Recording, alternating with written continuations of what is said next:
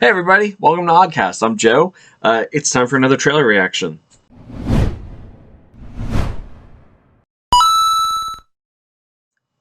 Today we're going to be checking out the first film in Phase 5, which is Ant-Man and the Wasp: Quantumania, which of course is the third in the Ant-Man trilogy, I guess. I guess it's just trilogy for now. No telling how many roles Paul Rudd's going to do. I mean, the guy's immortal, so there's no telling. What we do know about the film going into it is, like I said, this is the first of the major films that's in Phase 5.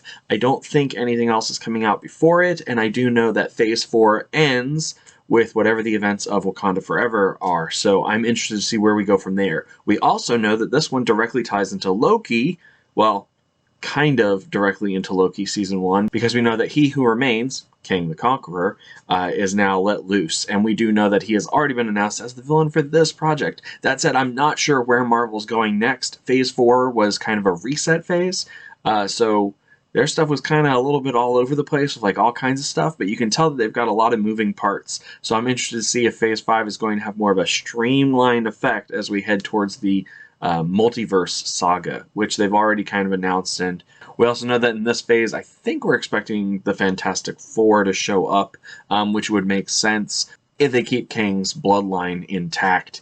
That said, I'm anxious to see what we got going on, so I'm ready to dive right into the trailer because I can't go online right now to Facebook, Instagram, Twitter. None of those places are safe because everybody's talking about this, so let's get into it. I used to ask myself a lot of questions. Elton John. Scott, you're at ex-con. How are you? That doesn't make sense. Baskin Robbins. Everywhere I go, people tell me the same thing. Thank you, Spider-Man. People still need help. Oh, That's why you we are need Spider-Man. this. It's like a There's satellite stature. for deep space, but quanta. Wait a minute. You're sending a signal down to the quantum realm. Turn it off. I feel like Janet knows what's up.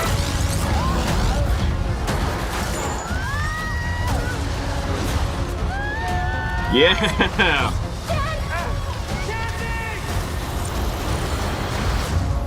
Welcome to Honey, I Shrunk the Superheroes. Damn it, Zelensky! Where Hell yeah! are we?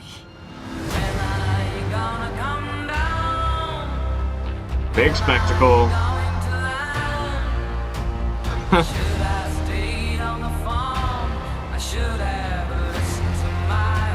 It's a secret universe beneath ours.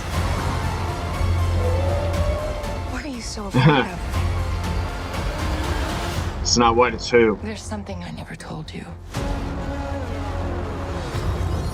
This place. It isn't what you think. TVA?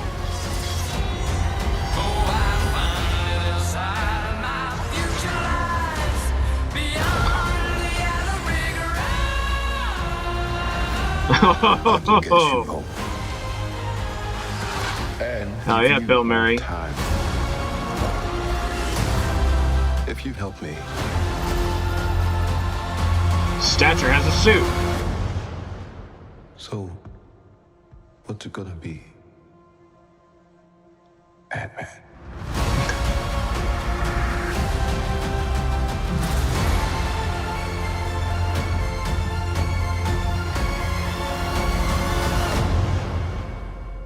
Man, it's just so close and so far. Well, geez, that was a much more intense trailer than what I was expecting. I thought that we were going to do like kind of a hint at stuff that's going on, but like there was a lot happening there. Okay, so based on the trailer, I'm thinking that this Kang, or at least this universe's Kang, must be trapped in the quantum realm, or at least that's kind of what it seemed like, because he was going to help Ant-Man, but in exchange, you know, the Faustian deal of, I'll help you, but you have to help me. And of course, we know that Janet was down there in Kang's kingdom for a while there. Man, I don't even know where to begin. Like, was that the TVA? Because we know that the TVA exists outside of time, or at least that's what's implied by Loki Season 1. But then again, is this a direct continuation of Loki season 1? Or are we now in a variant universe and this is a variant Kang that was trapped, which means that He Who Remains isn't actually from the MCU proper, but an offshoot, because the MCU's Kang was trapped, which is why he would not have participated in anything that was going on. And then how did he get trapped? So there's a lot of questions and a lot to unfold, but I mean, the movie looks fantastical, which is great. Like, having those over-the-top elements of, like, aliens and magic all kind of fused into one is a very fun take on it.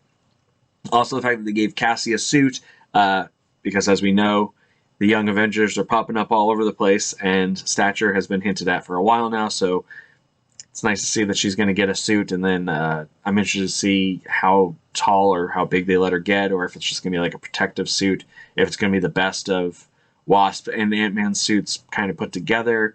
Also, Wasp has more color to her now, which I like that. I enjoy the fact that there's a stylized distinction now between Ant-Man, who's got like the red and the gray kind of jumpsuit, and Wasp, who has like a yellow and black, like Wasp-looking suit. So I think that's pretty cool. Other than that, there's not much to say other than February is right around the corner, even though it doesn't seem like it. But of course, we still have the events of Wakanda Forever to unpack, and who knows how Namor and potentially Adamantium are going to impact everything else that's going on. So all I can say is we're looking forward to it. What did you guys think? Let me know in the comments. And while you're down there, hit that like, subscribe, and the little bell for notifications so you'll see when more stuff goes out. Other than that, have a great one, guys, and stay safe out there.